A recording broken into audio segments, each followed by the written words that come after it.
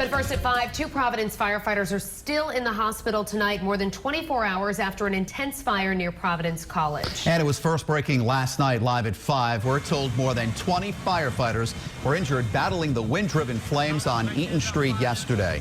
Fire Captain Joseph Fontaine was in especially bad shape, but fortunately, we're told he is doing much better tonight. Investigators say he and several other firefighters may have been exposed to cyanide. We've also learned of new developments in the investigation into the fire that broke out yesterday in Providence's Silver Lake neighborhood. Eyewitness News reporter Kim Kalunian is standing by with what she's learned about that fire. But we begin our team coverage with Eyewitness News reporters Madeline Wright and Jared Planner. Let's go live to Jared first for an update on the injured firefighters. Jared? Mike, Shannon, good evening. It was asked today, when was the last fire to put a significant number of firefighters in the hospital? Officials thought about that. They answered Prairie Avenue at mid-2014 when a roof came down. 8 were hurt there. This was far greater.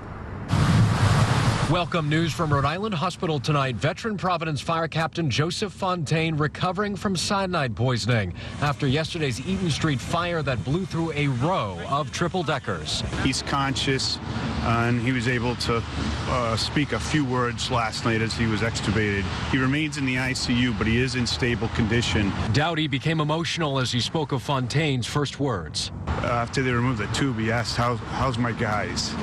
And I think that just kind of says the kind of guy that he really is.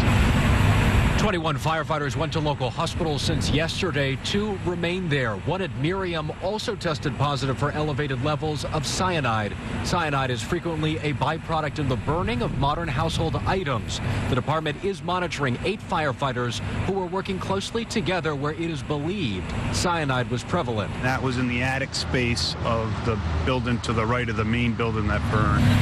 We asked about whether those crews' air packs were functioning. Dowdy said the multi-hour battle had negative consequences. When their air pack ran out, at times they were forced to maintain their position to make sure that the fire didn't spread, because it was that dire of a situation. I mean, you could have had a conflagration very, very easily.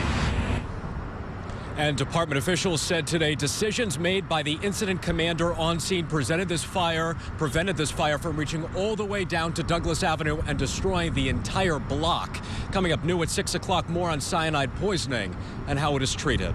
Live outside Rhode Island Hospital tonight with the Providence Mobile Newsroom, I'm Jared Planner, Eyewitness News. And our in-depth coverage of this massive fire continues. This was the first time this many firefighters have been injured at one fire in years. The one with the most serious injury, Captain Joseph Fontaine, is doing much better today. He was admitted to the ICU last night for cyanide poisoning.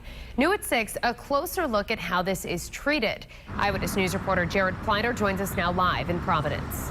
Shannon, according to a Canadian fire engineering study from several years ago, hydrogen cyanide is 35 times more toxic than carbon monoxide. And as of midday, officials said 5 Providence firefighters had been given the cyanide antidote. Firefighters Union President Paul Dowdy choked up when talking about Captain Joseph Fontaine's waking words. After they removed the tube, he asked, how's my guys? Fontaine is now in stable condition after cyanide poisoning from that Eaton Street fire yesterday. It sent 21 crews to hospitals to remain there. The captain and the firefighter at Miriam Hospital were both administered the cyanide antidote. Burning household items frequently produce cyanide. Dowdy said 8 firefighters were in an attic yesterday when their air packs ran out.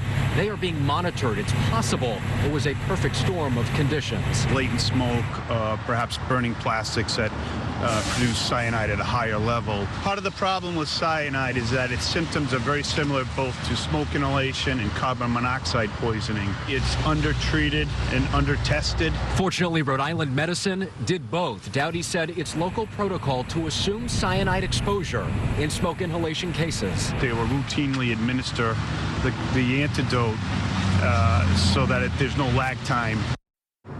And the department tells us it has limited means of testing cyanide levels, and it has no means of doing so on a fire suppression scene. Live with the Providence Mobile Newsroom tonight, I'm Jared Planner, Eyewitness News.